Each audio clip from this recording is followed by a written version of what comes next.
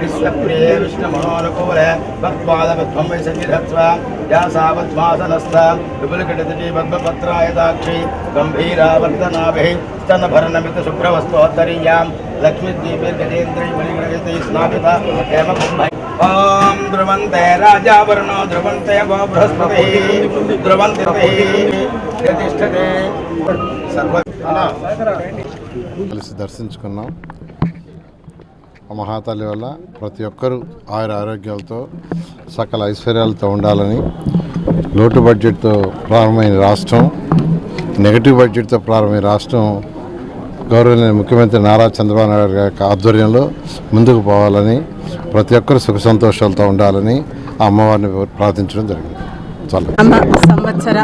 నూతన సంవత్సర ఉగాది శుభాకాంక్షలు.